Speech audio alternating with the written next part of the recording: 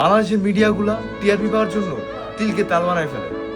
তো কুষ্টিয়ার এমপি সাহেব আমির হামজা হুজুর সে জনগণের সাথে কথা বলতেছিল। তো জনগণ বলতেছিল যে এখানে তো মাফিয়া আছে, চালাবাজ আছে, অনেক বড় বড় মাফিয়া আছে।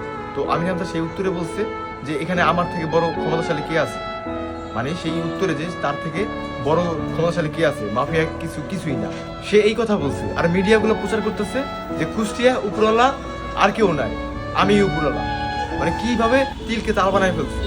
এই মিডিয়াগুলো যদি ভালো হইতো তাহলে এই বাংলাদেশে এই অবস্থা হইতো না। তো মিডিয়াগুলো ভালো হওয়া দরকার, আগে দেশ ঠিক হইতে। এই যত গ্যাঞ্জাম, এক দলের সাথে আরেক দলের গ্যাঞ্জাম, এই শুধুমাত্র মিডিয়ার জন্য। একটা মানুষকে শুধু হয়রানি করা এই মিডিয়াগুলা।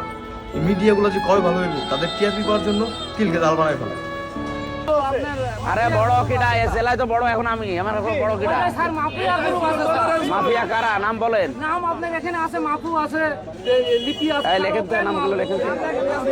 আছে